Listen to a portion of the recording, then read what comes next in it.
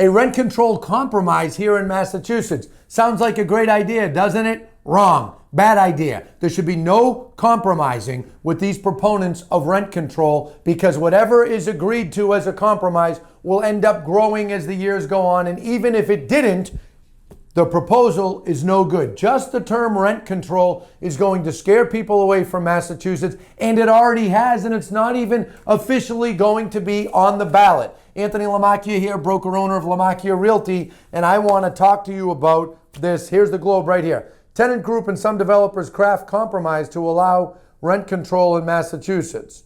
A compromise measure that would keep strict rent control from going into this fall's ballot. Now what? Bad idea.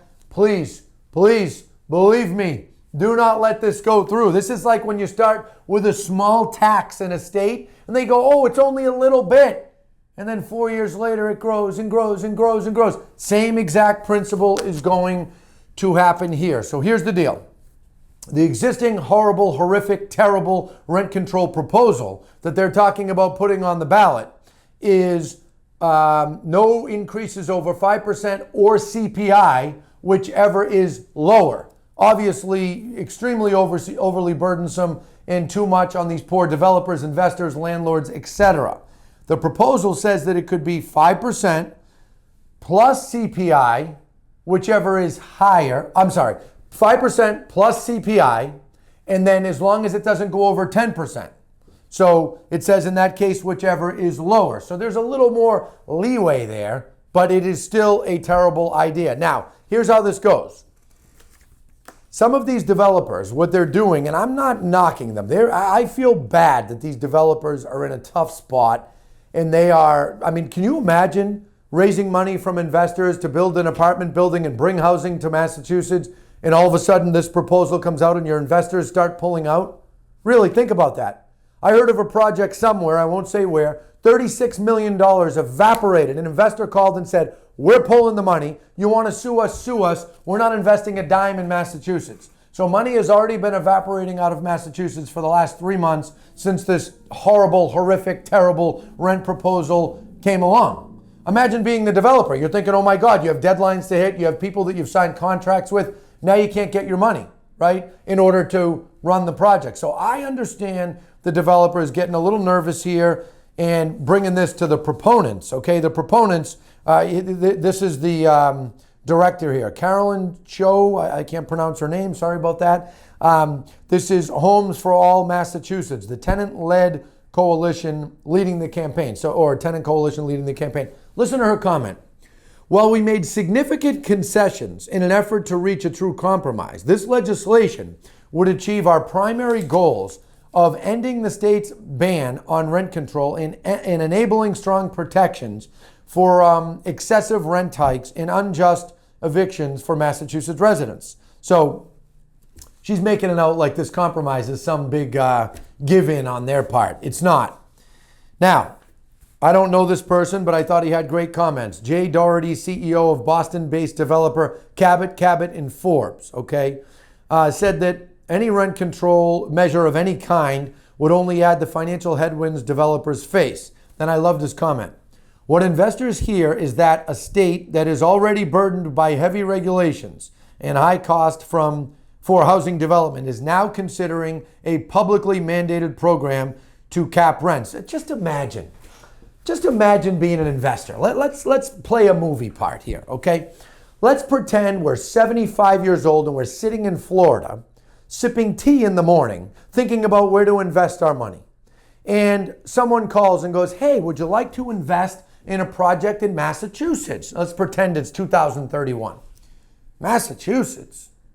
Isn't that, don't they have rent control? Yeah, they do, but it's restricted. It's not that bad. There was a big compromise back in 2026. Huh?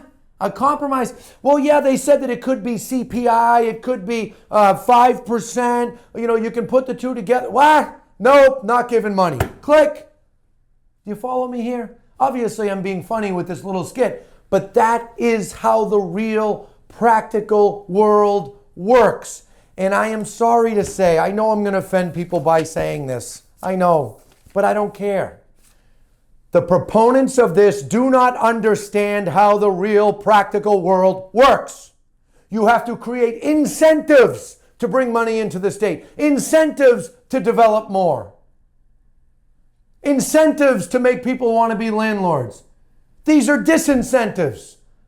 I always say our state should be going that way, and it's going that way. And I don't necessarily mean right or left. I just mean the opposite direction. We're doing the opposite of what we should be doing. And let's play out how this would go. So if there's a compromise here between the tenant advocates, so-called, and the proponents, and then the people that are defending against this, which is the Housing for Massachusetts Coalition, they come up with a compromise. What they're going to do is they're going to go to some legislators, they're going to go to some lawmakers, they're going to say, hey, will you propose this compromise? Well, I got news for you.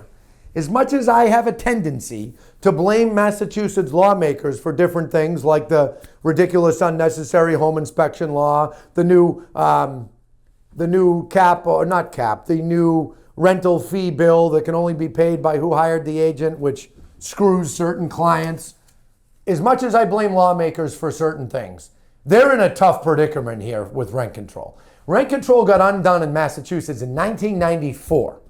And they've done a pretty darn good job saying, nah, we're not doing that. We're not getting involved in that. No way, no way.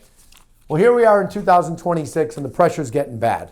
So they're sort of, in a way, going to be threatened by these proponents, by the people against it. Hey, propose this bill or it'll be on the ballot. Now remember, if something's on the ballot, the lawmaker themselves, and heck, even the governor, they feel a little sidestepped. They feel a little like, we didn't get to be involved in that, just went to the ballot.